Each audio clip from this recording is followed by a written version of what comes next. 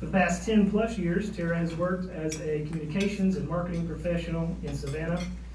More than 8 of those years were spent in local radio and 11 years serving in various full-time roles at Girl Scouts of Historic Georgia, where she is currently the Director of Community Engagement.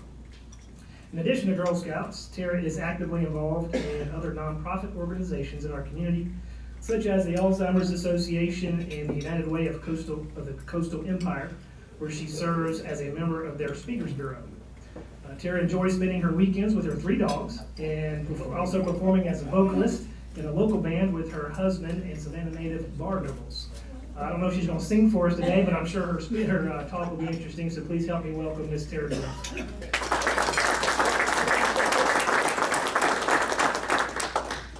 Well, thank you so much for having me. You heard about my radio background. I don't always need a microphone, to be honest, but that's all right. For the purpose of today, I'll use it. And one of my favorite things to talk about is Girl Scouts and Girl Scouting, so I could not be any more excited than I possibly could be to be here and share the amazingness that is our program. Now, I really hope that for all of you Savannahans that you know that Girl Scouting was actually founded right here in Savannah, Georgia by Julia Gordon Lowe 106 years ago. That is something that I hope everyone knows, and if not, I'm here and I'm around to let them know, because it's a pretty awesome claim to fame. It's such an amazing organization that started right here, and nowhere else in the entire world can claim that. So we are just excited to share a little bit more about Girl Scouting with you. It was founded here. It's a leadership development organization first and foremost. And I think we like to say that a lot of people associate the 3 C's with Girl Scouting, which is cookies, camping, and crafts. And those are all great things, and they're still parts of our program. And to be honest, our cookie program is the largest entrepreneurial program for girls in the entire world. So that's a pretty awesome thing to be proud of as well. However, we like to point out it's also courage, confidence, and character. Those are the 3 C's for us. Our mission is to build girls of courage, confidence, and character who make the world a better place. That is our mission statement. So we're here to tell you a little bit about the Girl Scout program, because it's actually changed a whole lot in some ways. In some ways it's exactly the same, and in other ways it's developed far beyond, I think, what Julia Gordon Lowe ever thought it would. And she had a really amazing quote from not long after the organization started about how far the organization would come along, and she said how much she hoped it would grow to the point where if she was around 100 years from now, she may not recognize it, because girls' needs always are constantly changing. And so her goal and her hope was that the program would as well, to meet girls' needs. So we're here to talk today not just about Girl Scouting, but the Girl Scout Gold Award. It is the highest award that girls can earn in the Girl Scout program. And I think that it's an awful lot of work. I know it is, actually. And I'm here to just share more about the highest award in Girl Scouting and why we encourage girls to achieve that. So increasing our understanding of the Girl Scout Gold Award. And really the Gold Award honors a girl's efforts to her community with a sustainable change and a project that she chooses to identify a need or something in her community, address that, and then for it to continue making a difference long after she's moved on. So everything in the Girl Scout program from K through 12th grade really preps her for an entire lifetime of leadership. So just to touch on a little bit of research, our whole world, our community, has never needed female leadership more than we do today. And actually a bunch of, I guess they surveyed a Fortune 500 group essentially, but the finding from that was that most corporations report a leadership crisis in the world today. And really we're still looking at, with executive directors and just positions of leadership in general, that only about 10 to 20% of those positions are held by females within their companies or organizations. So we're encouraging girls to go gold because of this leadership crisis, because you can never have enough people who are willing and ready to step up to be a leader, whether that's in their family or in a corporation. Girls are perfectly capable of doing all the same things, but have a tendency to defer to their male counterparts often. And female leadership is just different. It's not better, worse than male leadership, it's just different. We lead differently, and so we'll talk a little bit more about that as well today. It's really crazy to think that even in 2018, in some of these areas, women are still only representing, for example, 14% of management in executive level positions within the engineering fields, 27% in environmental and geological sciences. And what really always sticks out to me is that 30% in technology. 30% of leaders within this realm of business and our lives in general are females, and technology is everything now, right? We're not going backwards in that way whatsoever. So we have a lot of what we like to call runway there, and ways that we can make up the difference.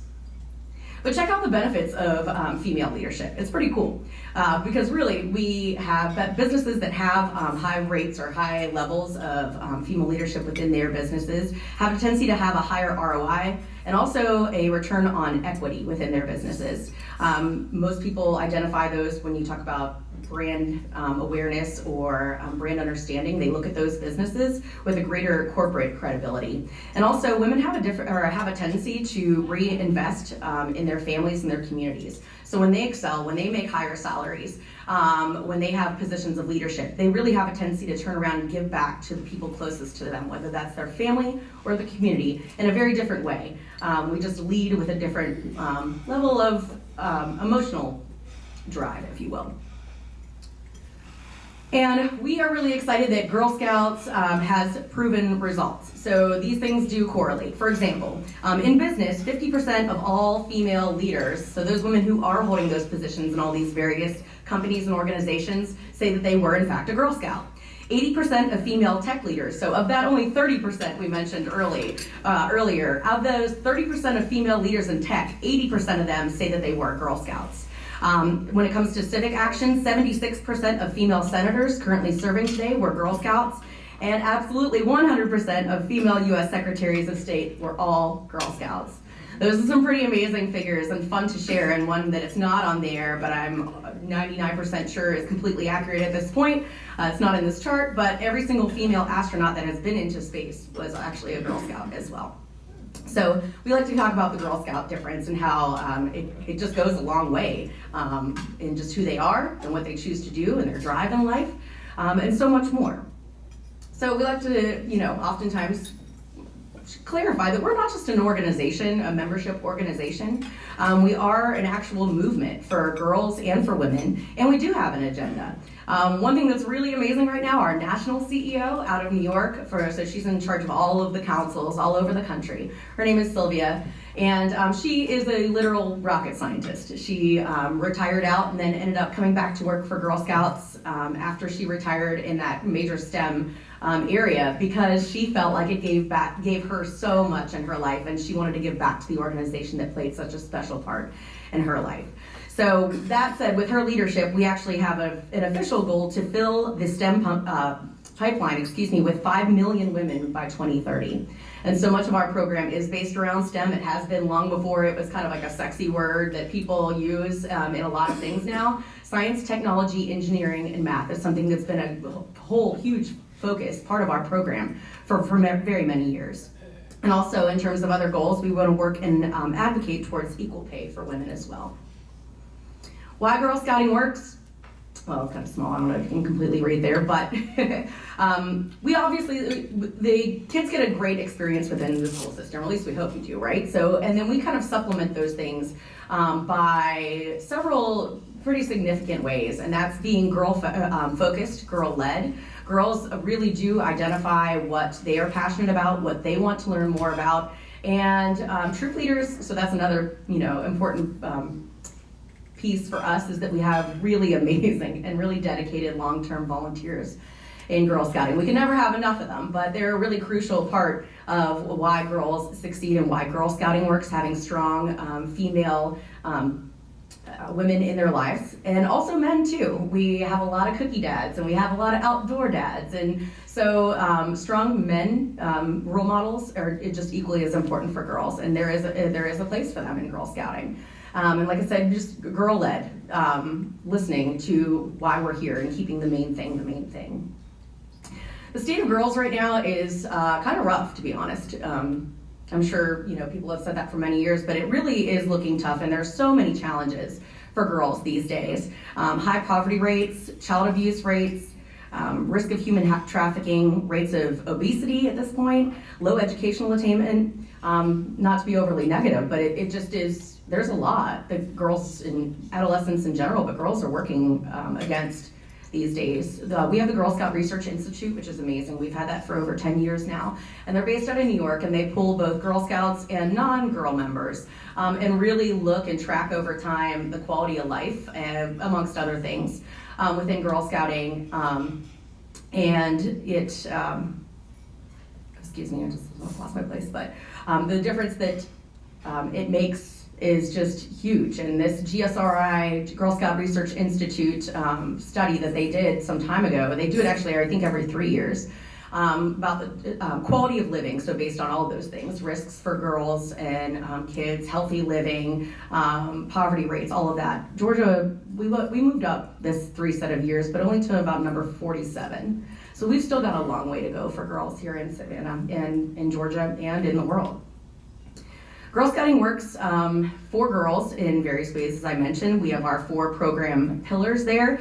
So STEM, outdoors, life skills, and entrepreneurship. Pretty much everything we do kind of falls into these categories to make a really well-rounded program.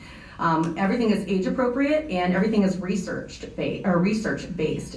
Excuse me. So I think just a perfect example of that is with the Girl Scout cookie program. So when girls are daisies, the first level of Girl Scouting, so kindergarten and first grade, they're learning just to make change. So the cookie program is kind of that. Now by the time that a girl gets to high school and she's a senior or an ambassador level Girl Scout in grades 9 through 12, we're sending them to corporations to do corporate pitches as to why people should mass buy quantities of Girl Scout cookies. So whether that's as a gift for their vendors or their people they do business with, or is it a gift for their employees to thank them for their service, and just different ways that they can incorporate Girl Scout cookies into what they do because they're such a timeless classic. And so it's just really interesting. I mean, that really is preparing them for the next level of leadership and going on to the next step in life. So to talk more specifically about the Girl Scout Gold Award, it's kind of, again, as we talked about age appropriate, it changes and kind of grows over the years. When girls are Girl Scout juniors, they do their Bronze Award, which they work with on their troop. It's, again, a take action project, kind of identifying a need in the community. And then in the Silver Award level, they do it with a much smaller group, sometimes by themselves, and they also identify a need and address that. But when they get to the Gold Award itself, it requires over 100 hours of planning and execution time. They have to do the project by themselves to identify a need in the community and then set up a take action project. How are they going to address that and make the world a better place? And then they have to wrangle all of the support of their community. And so whether that's fundraising or literal hands-on help with a project, they are in charge of organizing that. So they learn that time management and budgeting and a whole lot more. What we love to talk about, they're one of the first bullet points, is there are over 40 colleges and universities that offer scholarships for Girl Scout Gold Awards. Gold Award Girl Scouts, and I think that's probably low. Truthfully, we've got a few here just in the state of Georgia. Wesleyan already gives Girl Scout Gold Award recipients an $8,000 a year scholarship. So it's pretty significant. When they see a Girl Scout coming in with that on their resume or their application, they know that that girl brings a certain level of confidence, courage, and leadership to the table. Also, what kind of is a fun fact that I don't think most people know, and so I love to share that, is that girls who have earned their Gold Award actually enter the military at a whole rank higher than someone else going in at the same age or the same time in their life. So it's a pretty impressive thing. Colleges, obviously, really, again, this is just another slide to talk about that, why they really support the Girl Scout Gold Award and why they love seeing that on a resume or an application. They know that those kids are going to come into their school, they're going to be really dedicated alumni, and they're going to be hardworking, and they are going to step up to lead, whether that's in the classroom or in athletics or in any of the other extracurricular activities that they participate in within their college experience. So basically, when girls go gold, we all win.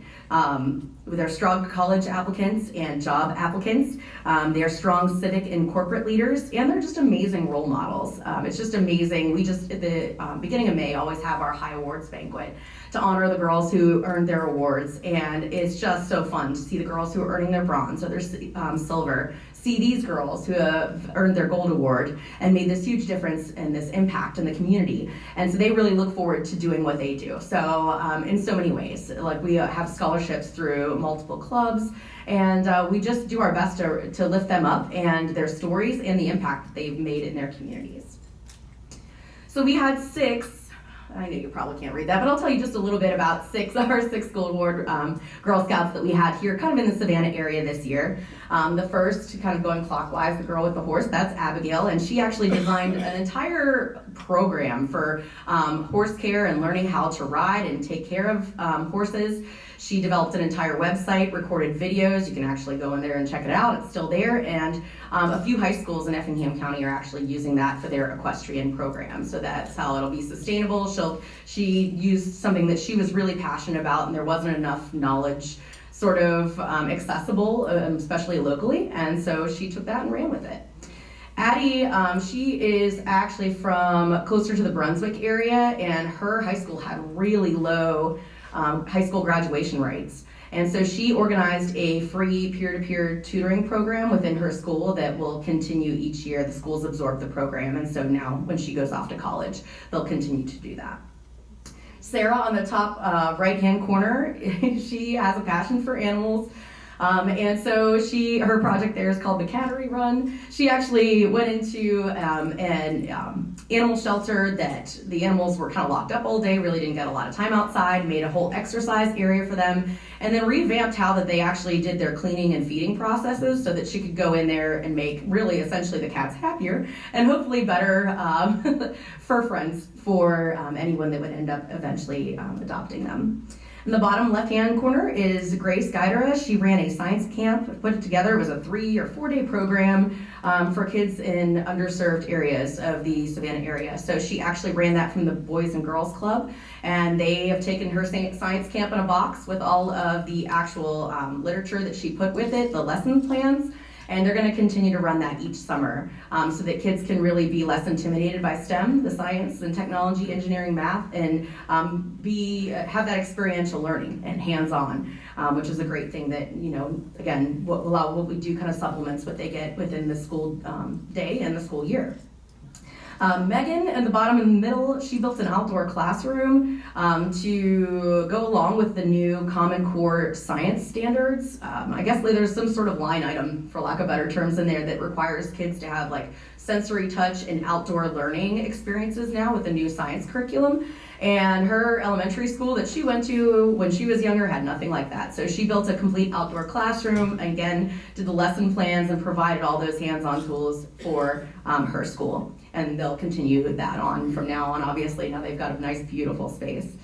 And last but not least, we have Reagan, and she built a huge mosaic of the bridge down in Brunswick and posted it in kind of like a visitor center sort of area. So it's got the history of Brunswick, included engineering and environmental and industrial impact of the bridge and the ports and kind of like the whole system, which I think is really neat, because I'll be honest, when I was 16, 17, I didn't know a whole lot about that, ports and industrial engineering and anything like that. So just really amazing. One side note, I've personally watched Reagan grow up for a long time. She's consistently been one of our top cookie sellers, but she is high on the autism spectrum. So sometimes communicating is not always a huge strength for her, but to see how far she's come in her years. And you may or may not have heard of Quest Fest. This will be our 2nd year doing this big Girl Scout Festival in Savannah this summer.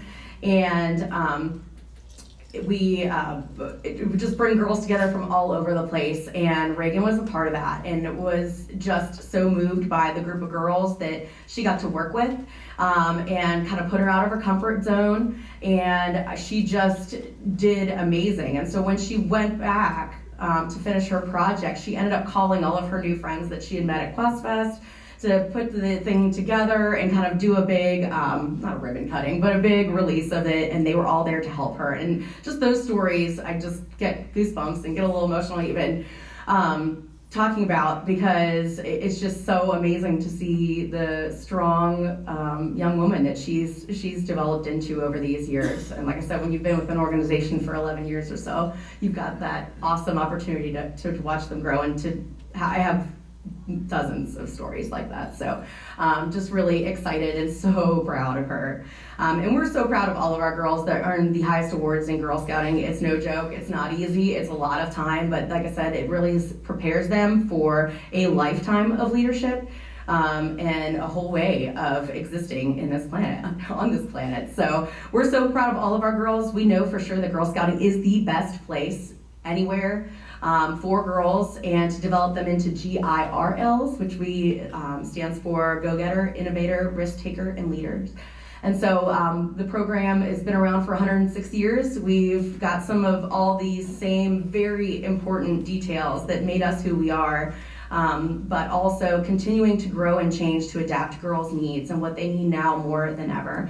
So as girls face more challenges, and honestly, we face more competition as an organization. Kids have so many opportunities now, whether it's sports and dance and various other things that compete for the time. We appreciate your support and just sharing the Girl Scout story more than ever.